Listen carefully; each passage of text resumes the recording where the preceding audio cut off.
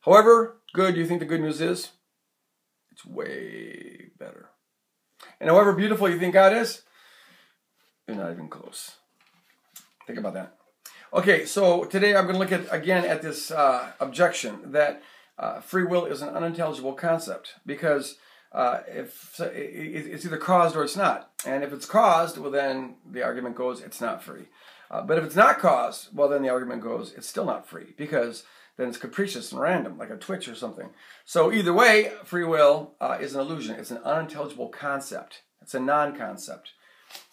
This argument is being made a lot these days. Now, I want to propose that there is a third alternative. I'm going to warn you, this is going to be a little bit, this is going to be philosophically dense. Maybe I'm going to be dense, I don't know, but if you don't have a philosophical background, you might have to really lean into this a little bit, but I think it'll be worth it. So here's the thing.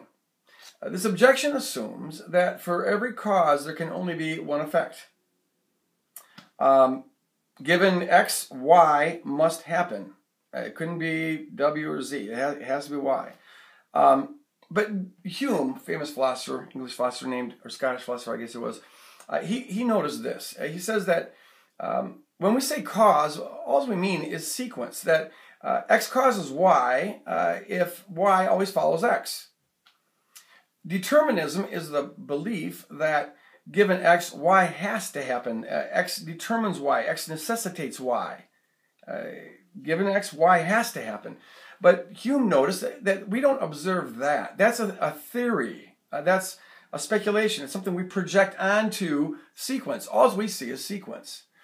And so the question is why think that every type of X necessitates every type of Y, that all causes necessitate only one effect? Might it be the case that you can have certain classes of causes, X, that could bring about any number of Ys? I would define a cause as something that renders an effect retroactively intelligible. That to posit X as the cause of Y means that X renders Y retroactively intelligible. But it could be the case, I argue it is the case, that there are certain kinds of X's, causes, that render Y retroactively intelligible, but not futuristically predictable. That is to say, given X, Y doesn't have to, it's not certain that Y would come about. You could have other things that would come about, which would also be rendered retroactively intelligible by X, but they're not rendered futuristically predictable. I share the conviction of some philosophers who argue that aesthetics is a metaphysical category. In fact, the most fundamental category, according to some. Alfred North Whitehead, for example, held this view.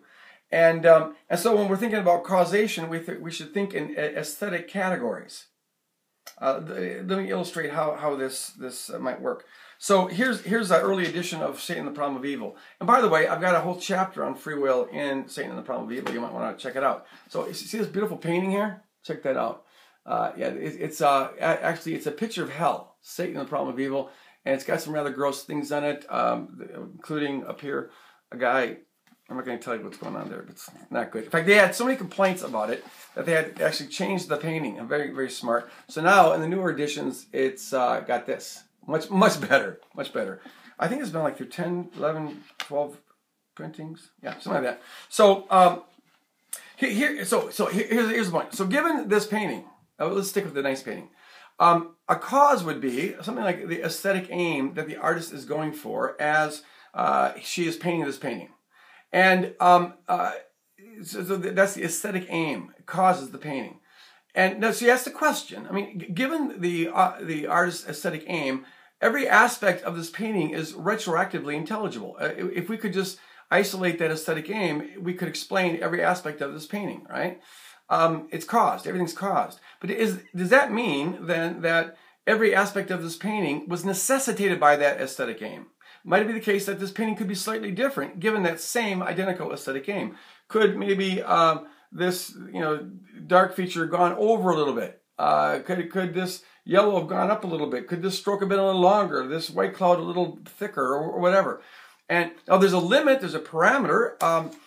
Given the artist's aesthetic aim, if this had a big, black dot right there, well, that wouldn't have been consistent with the aesthetic aim.